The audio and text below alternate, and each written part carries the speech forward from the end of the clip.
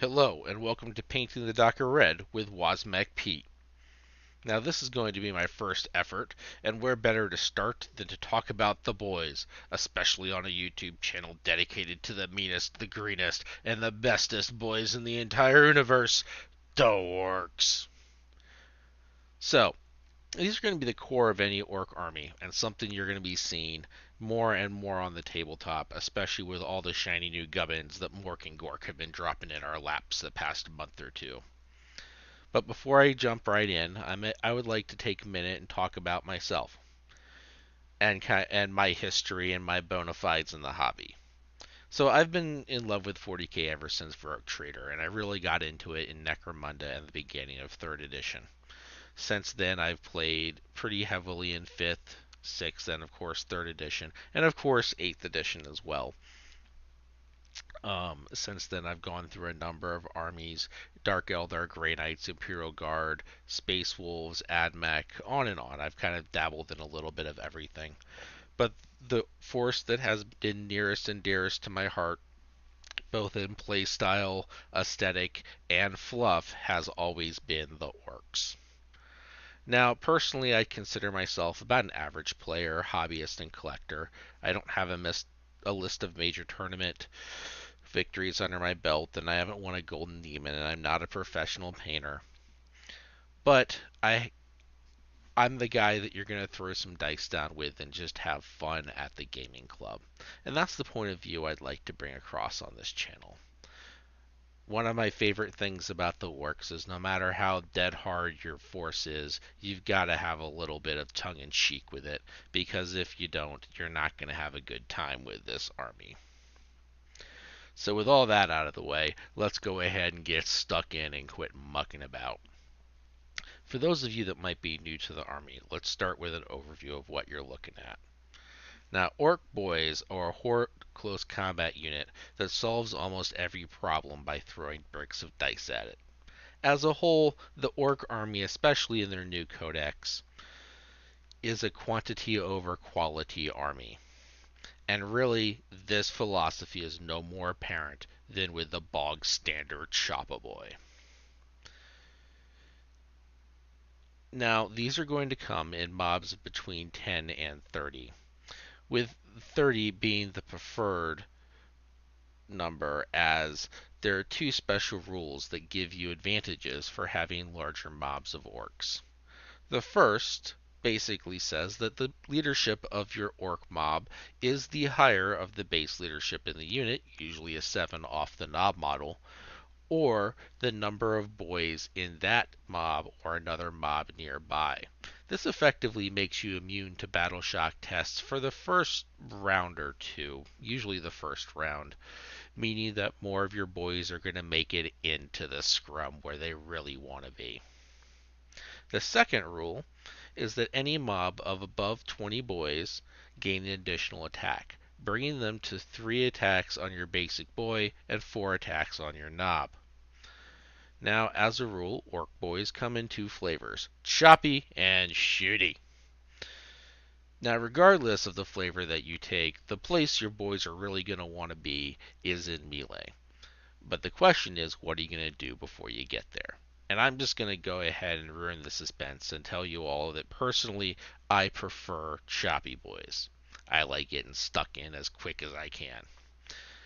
One thing to keep in mind, however, is that nothing says you cannot mix and match boys, and I've personally had some success running mobs of 20 boys with choppas and 10 boys with shootas. The shootas clear screens as they come in and die as they get shot, leaving the choppa boys to hang around and get the work done in close combat. So let's start talking about your Slugga Boy. Coming in with a Slugga pistol and a choppa that gives an additional attack, these boys want to be bashing heads as soon as possible. The choppa raises their attacks to 3 per model, 4 if you have over 20 in the squad, and like all orcs, they hit on 3 plus, and they're going to basically be drowning their opponents in strength 4 attacks. it's not hard to roll over 100 dice on a charge with these guys. They really do throw bricks of dice at units, especially if you continue to increase those attacks per model with things like Warpath. Now, onto the Slugga, their pistol. It is a pistol. It is strength 4. That's about all that really can be said good about this weapon. As a rule, I tend to not even use it until the second round of combat when I'm firing it in my shooting phase if whatever I ran into is still standing. It is not a huge weapon. Really, you're buying them for the choppa. Now, the other flavor of boys is your shooter boys. These gets trade their choppa and slugga for a proper shooter. This is a assault strength 4, 2-shot weapon with an 18-inch range, no rend, and 1 damage each. And this gives these boys a fair amount of Dakka, with a full mob of 30 throwing 30 shots 18 inches away that are probably going to translate into some more shots with our new Dakka Dakka Dakka rule. This does give them the ability to clear screens before they hit an assault, giving them the ability to get right into that soft, juicy center. Um, and it does give them an advantage over Choppa Boys that might spend their first round or first and sometimes only round of combat chewing their way through screening units and not being particularly effective. So aside from your base weapon, you really have a few more options to think about. The first is whether to take or not to take a special grenade called Tank Busta Bombs, your special weapons, which you can get one of for every 10 men of the unit, and your Nob and his kit. So let's start with the easiest decision. For every 10 men, or orcs, I apologize, my boys. For every 10 boys in the unit, you can get a Tank Busta Bomb. It is free. It's essentially a grenade that hits as hard as a crack missile. Not something you're going to use often, but when you do, it is a nice little surprise for your opponents. And, it's free, so take it. Special weapons are a different matter. For every 10 miles in the unit, you can have the option of taking either a big shooter or a rocket launcher for their respective points. And to be honest, the cost of the special weapons can really be spent elsewhere. The fact is, boys weigh in at 7 points for the cost of a rocket launcher that you might shoot once or twice per game. You can buy a boy and a half, and 9 times out of 10, I'd rather have that extra boy than a ranged weapon that's really better put on more specialized units such as tank bustas, things like that. Um, and not to mention you're losing an attack from a choppa. Now, finally, and really the biggest decision to make with the boys after their primary weapon loadout is your Nob. This is your unit leader, and he gets an extra attack, strength, as well as leadership, bringing him to 3 attacks, 5 strength, and 7 leadership. Now, they do have a few shooting options with the ability to take combi weapons. Uh, I believe they can get custom shooters. The best standout option here is the Combi Scorcha, giving you basically a heavy flamer glued onto a standard shooter. Now, but this is pretty expensive and pretty niche, so I tend to focus more on the melee options. Now, of all of their melee options, there are really 3 that I feel stand out, and those are the 3 that I'm going to talk about. The first is your Power Claw. Now, ever since I started collecting orcs, the Power Claw has been our can opener of choice, and it still is. If you need to take out something that has high toughness, high armor, and multiple wounds, it's really hard to find anything better at it than a Power Claw.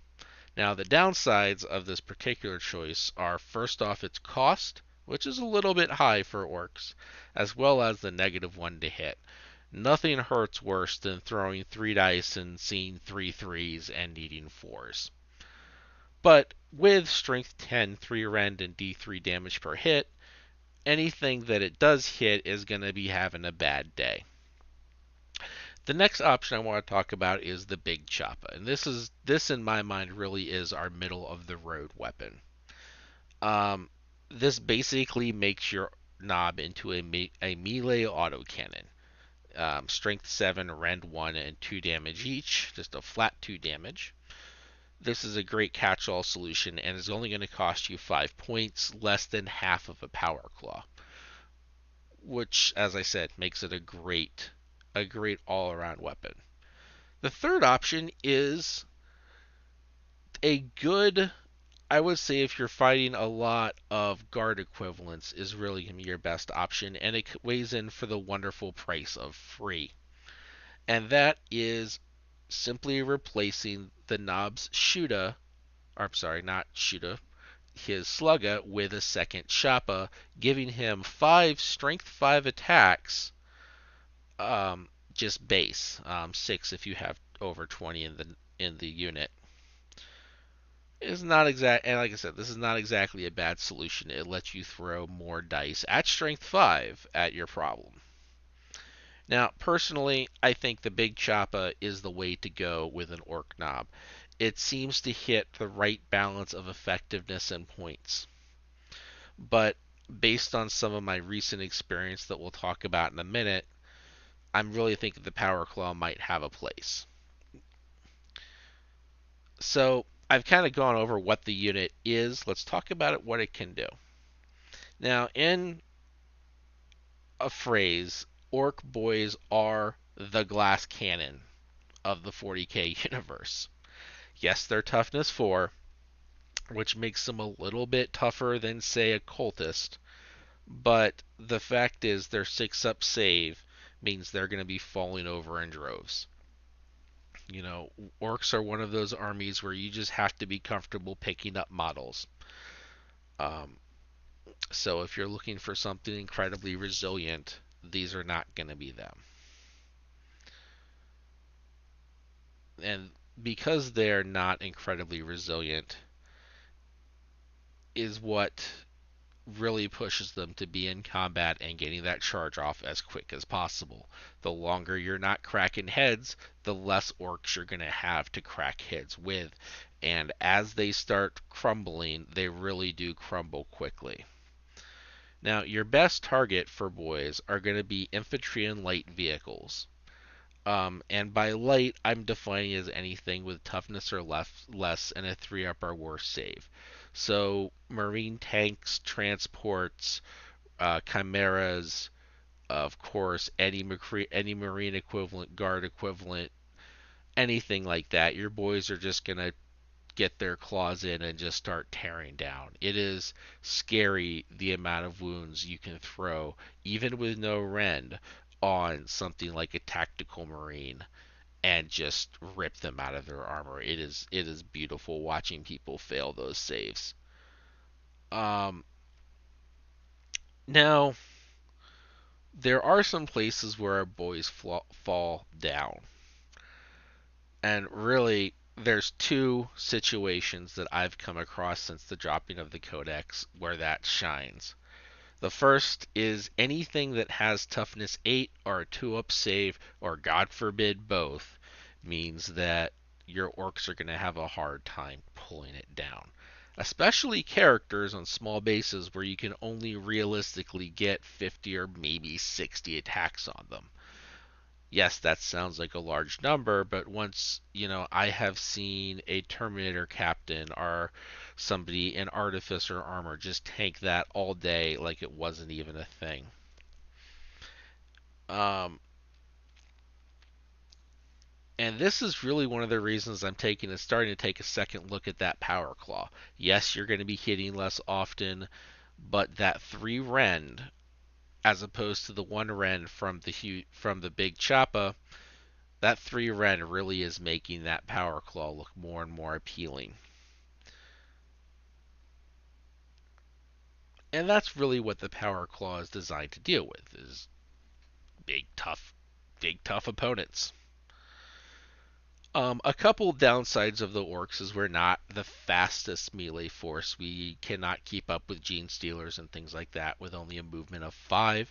Now, personally, I believe this can be augmented by taking the Evil Sons clan, which gives you an extra inch in your move, and an extra inch in your assault, um, and keeping a war boss nearby so that you can get that charge off.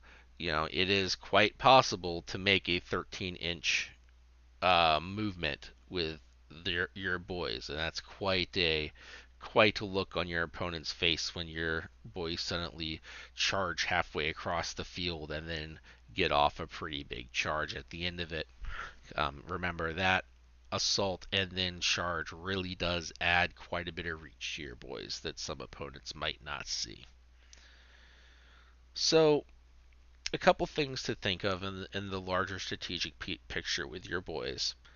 Just keep in mind on what your boys can and can't handle, and use that as the deciding factor when you're selecting targets for that first or second round of shooting before they get stuck in.